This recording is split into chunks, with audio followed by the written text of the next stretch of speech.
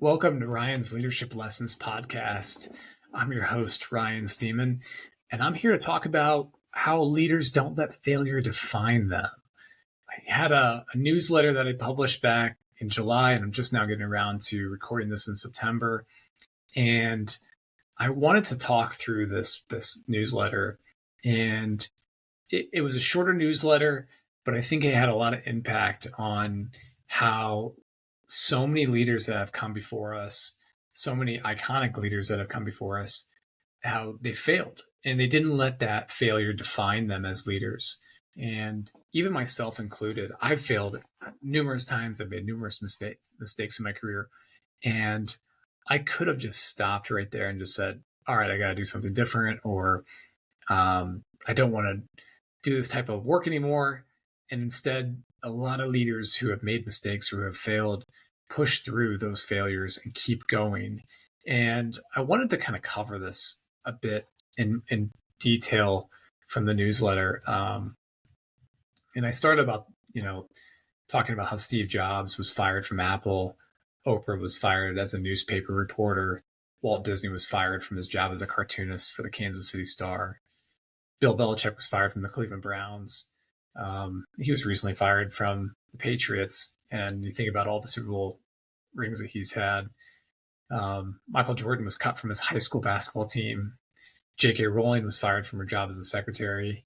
I think she wrote Harry Potter while she was on some sort of unemployment or some sort of government benefits during that time frame. Lee Iacocca was fired from Ford. Elon Musk was fired from what's now called PayPal. It's kind of funny because I think he gets known for creating PayPal, but he was also fired from it. It's, kind of that similar Steve Jobs, where Steve Jobs helped create Apple and ends up being fired, but Steve Jobs comes back and ends up turning Apple around from bankruptcy, or from the brink of bankruptcy. And then Mark Cuban fired from a job as a salesman. Thomas Edison failed, 10,000 times and found one solution. So there's so many people in our world as Americans who, we look at as iconic leaders. Whether we disagree or agree with them as individuals, we can all say that all those people are leaders in some capacity. They lead some sort of business or have led a business. They all the people that I just listed are, well known in American society. So I think we can think about those individuals and their failures, and we think about, each of their shortcomings have turned into long-term success in some capacity. And I think about my own career, and I think about others' careers who I've watched and witnessed throughout my life. And those who stuck with it, those who, got fired, got laid off, were part of a riff at a company, a downsizing at a company. The people that stuck with it and continued to push through always ended up on top. They always ended up in a better situation than they first started in. I recall being laid off, and I remember thinking to myself, this is the end, of my career. I'm never going to get hired again. I'm going to have this scarlet letter on me. And really, it was honestly a huge, in hindsight, it was such a huge moment for me to kind of change how I approached work and how I looked at my career. And I took things far more seriously. And I felt like maybe I had a chip on my shoulder, and I think it's always helped me kind of look at the world a lot differently and want to be more successful because of those moments. And even minor mistakes in my career, I think that I've learned from them and grown from them as an individual. And I learned that maybe those moments were, out of my control, but I look at them and I think I would do this differently if I was in the situation again. And it's helped me coach other people who are learning or young in their career or growing in their career. It's helped me to help them grow as individuals. And I think that's the important part, is you look at all these individuals throughout time, and even our own selves who are not household names, we look at it and we say, how can we change our approach?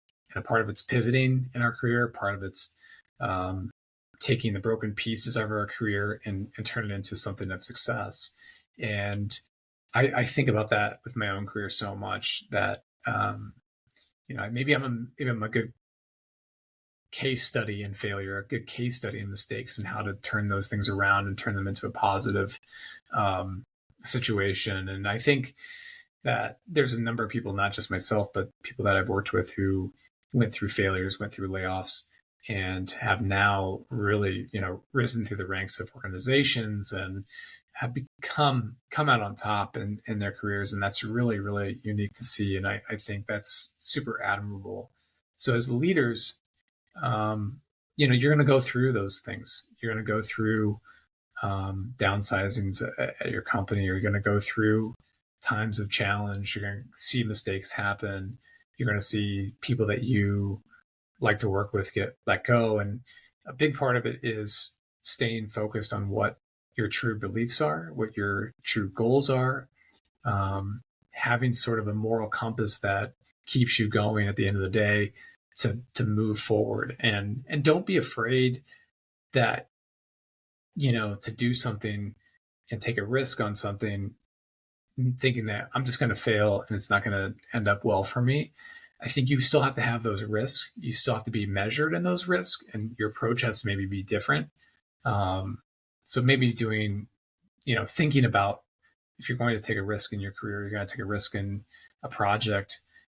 Think about what the long-term ramifications are and the short-term ramifications, and kind of weigh those things out. One thing that I do in my career is I spend a lot of time volunteering for projects that maybe not would be successful, or could have a lot of challenges to them. But at the same time, I look at it as a chance to learn, a chance to grow as an individual.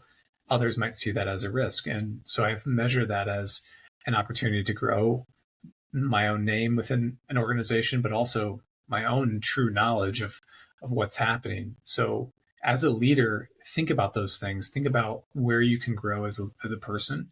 I think if we look at that list of leaders again, from Oprah down to Thomas Edison, you think about all of the challenges they would have faced, same as any of us.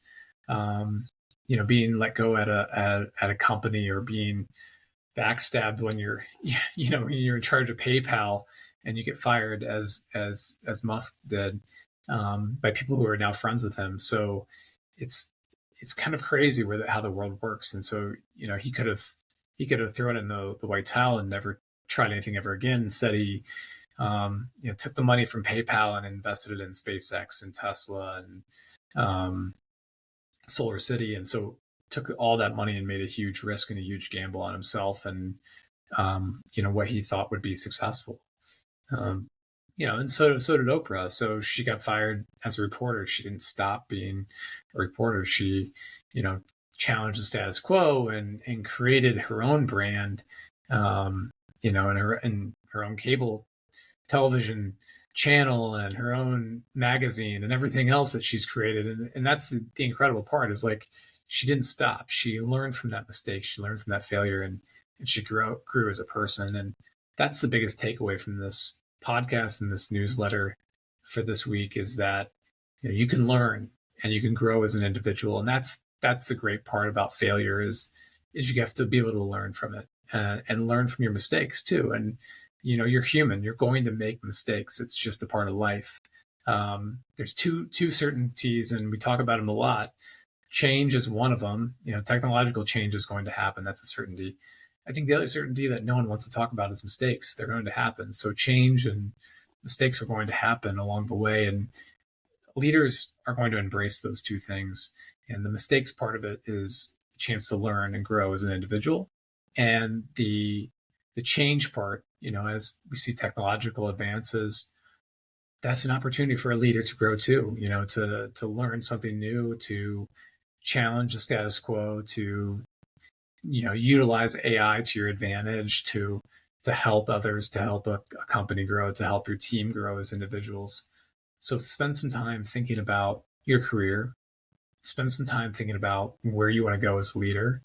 I think each of these leaders that I mentioned who had failed in their careers, they probably spent some time thinking about where they wanted their career to go.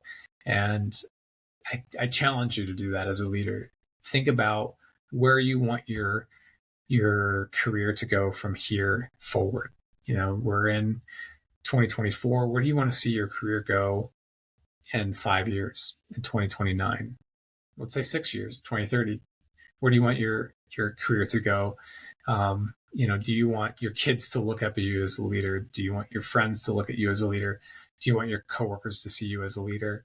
I think that's, where I would like to see my own career, but each person has their own self-interest and their own goals. So I wanted you to challenge that and think about that. So I hope you have a good week ahead.